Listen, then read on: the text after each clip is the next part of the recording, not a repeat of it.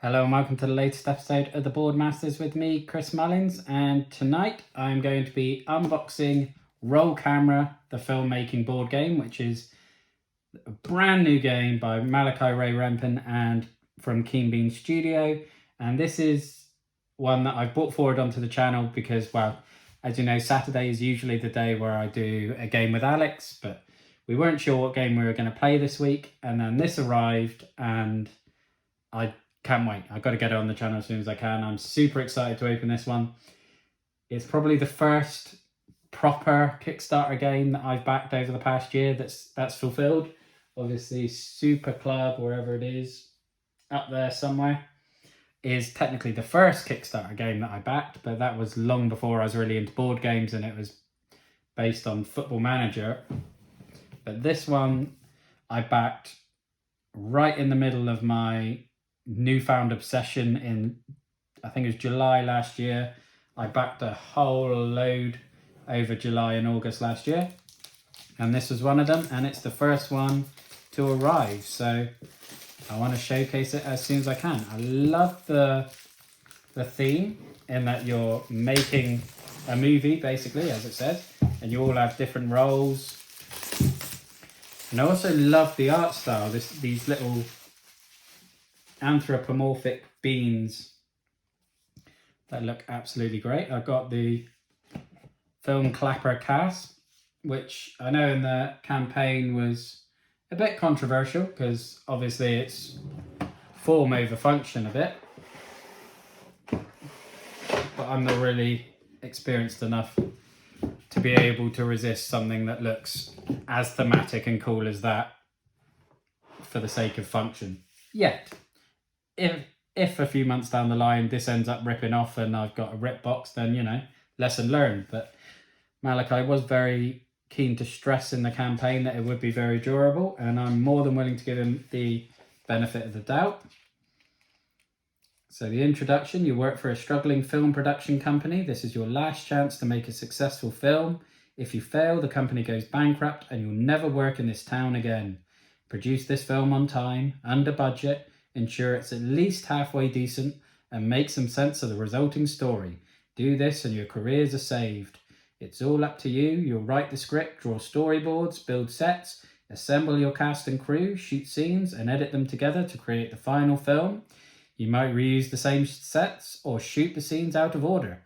That's normal filmmaking practice. However, because of the unusually strict time and budget constraints you're facing, you'll have to edit the film as you go. You may even rewrite the script several times during filming. There's no time to waste. Roll camera. And again, I mean, I don't really have another... I suppose Hogs of War maybe is a similar art style in terms of the rulebook, but it's definitely one of the most attractive, fun-looking rulebooks, I think, even though it is very, very text-heavy. And from what I understand from the campaign, it is a relatively light game, so it's kind of thrown me a bit, I guess, how text-heavy that is.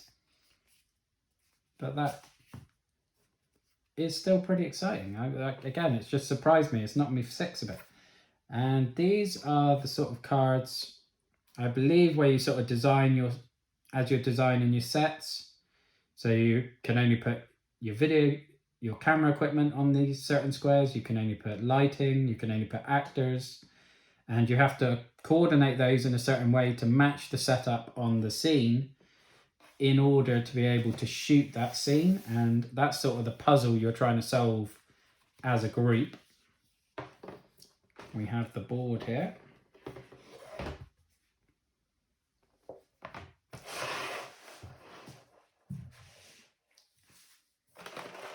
And again, it's just, I love the same art style going all the way through it. And, you know, you've got the rating of it. So your film rating starts here. You've got to try and get it all the way up to cinematic masterpiece. Or alternatively, you can go down to so bad it's great, which is a really nice touch, I think, in that it would have been easy to just make a wonderful film, but to have the sort of opportunity and the option to pursue one that's so bad it's great is an added wrinkle, a different strategy. And I love this little token holder. So we've got the different roles. We've got the director, we've got the star, the production designer, the cinematographer, the editor, and the producer. All asymmetrical, all different player powers, all can contribute different things. We've got the various spinners and trackers, which measure how close you are to running out of your budget, to running out of schedule. So again, you're balancing your resources. You've even got difficulty settings on the back, which is really cool. So if you want to make it really hard, obviously you give yourself a far shorter time schedule and a far more restrictive budget. Now these cards, I believe, do they have one of those tear things? It looks like they do. But it's not a different colour, which doesn't help. You can see that they're there, but you can never find the edge. There we go. So these ones are your top and bottom cards that you draw at the beginning of the game. And this, I believe, is how you pick like the title of the movie. So you pick a top one, you pick a bottom one, and then you combine it. So you've got things like Hooray for Morons, or Truth, Lies and Grandma, They Buried Gin and Tonic, The Wackiest Seaside Smooches. And so it combines to make some quite funny titles, and they also have the icons on them that then combine to tell you what sort of film you want to make. So I believe the purple is like a comedy scene. So every 2 comedy scenes in your movie, you get 2 quality stars. And then for Grandma, if you have, I'm assuming that yellow one is love with the hearts, sort of a love and a comedy scene next to each other, then you get 2 hearts. So that would work quite nicely together. Again, you can probably set your difficulty depending on how the chemistry works between the top and bottom. Like if you have The Wackiest Morons, then you get loads of stars every time you do a comedy scene, and that's going to work really well together. But Shockingly Outrageous Seaside Smooches, you're going for a shocking scene and an angry scene, or 2 angry scenes together will actually make that go down. So that's an interesting wrinkle, in that some of these actually reduce the quality of your film and not. So it's something to avoid as opposed to something to aim for. So that's a pretty cool dynamic. Again, I'm not sure at this point if this is going to see much of a retail release. So I don't know how widely available it's going to be, because it wasn't the biggest campaign. It was a fun one though. What do we have in here? Okay. So we've got your player aids for each of the different roles. So they're just obviously explaining your skills. You've got ideas so that you can actually like get bonuses. Like for example, that one, don't use any electricity today. So if you haven't shot a scene this turn, gain money. Or bet some of your budget at the horse races. So flip an unused tile like a coin 3 times. If at least 2 are grid side up, gain $4, otherwise lose 2. Reroll and reassign 3 die. Make that scene a flashback. So if there are at least 2 scenes in the movie, swap the places of any 2 scenes, then gain 2 stars. So that lots of interesting ways to manipulate the game. And here, what do we have here? So the Pot of Gold Productions. Okay. So I guess these are the different production companies that you pick at the start of the game. So the Pot of Gold production ones, you have to use the order of the colors in the color spectrum. So you have to follow that order, which obviously is going to make it a lot harder then to correspond with the stars for the movie. Blindfold, so you can use the to-do list. To win, the quality marker must be on so bad it's great at the game's end. Okay, So you can't actually, you have to go for so bad it's great.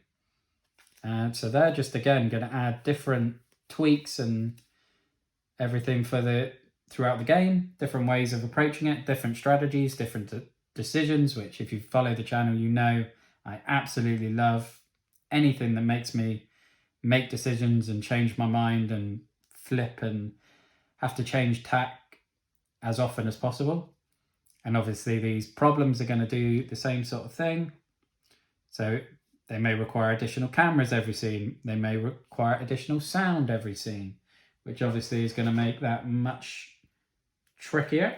Now this looks like the pack I've been wanting to get to, because this is the one that has the actual scenes in it, and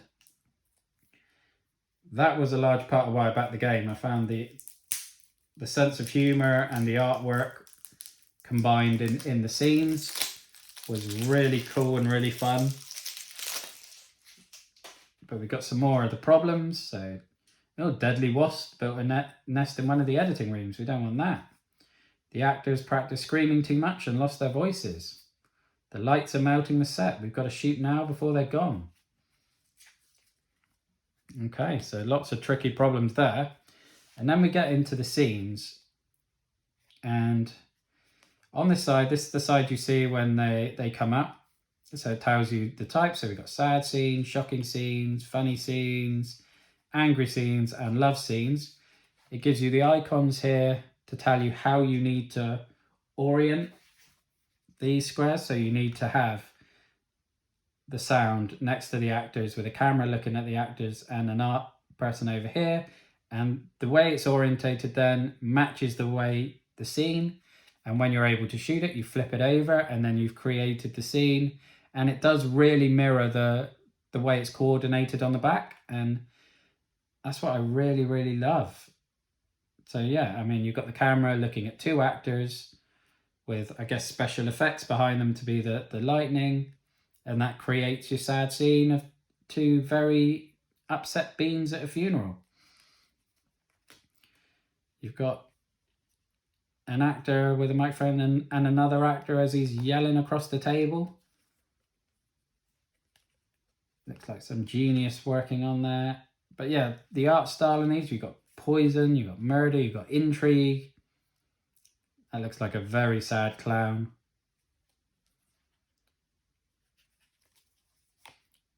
He's found something in the toilet that certainly amused him. And then you've got violence, dramatic scenes, breaking through glass and everything. And it just looks like a whole lot of fun to me. I don't imagine it's the deepest. And again, the components certainly aren't the flashiest, although I do love this tray and I love the art style. It just looks like such good fun. And I cannot wait to get this to the table. And I really hope to feature it on the channel sometime in September, probably, because we're going away next week. So won't get much chance then. But yeah, certainly as soon as possible, going to get this to the channel. And then I would imagine, given how many games I backed in that June, July, August time last year, it's going to start the ball rolling and we're going to start getting bombarded with more and more games, which I can't wait for. I know Cascadia and Tinner's Trail are due to arrive next week. So again, they will be, certainly one of them will be unboxed on Tuesday. And I think I'll unbox the other one next Saturday. And just hopefully start the avalanche of new content on the channel, because obviously I'm aware most of the last 7 months, obviously it's been games that I've got at retail. So it's been a lot of games that are maybe 3, 4, 5 years old. So aren't maybe the draw that people want to see on the channel. Whereas now I'm finally getting these Kickstarters fulfilled, and it's going to be some new stuff, some interesting stuff, some stuff you may not have seen before. So hopefully that will make it a bit more exciting over the next X number of years, because I still can't stop buying stuff. But that is Roll Camera, the filmmaking board game. I'll link to the Board Game Geek profile down below if you want to check it out and have a look at it. But yeah, I hope you will join me for the gameplay as and when I can get it up. Hit that subscribe button so you know when it will. But oh, I haven't shown the dice. We also have these cool funky dice, and these are obviously the icons for actors and art and lighting and sound and special effects. And it's a dice drafting, I believe the term is, or dice placement, where you're rolling the die and then you're placing them onto the board to create those set pieces.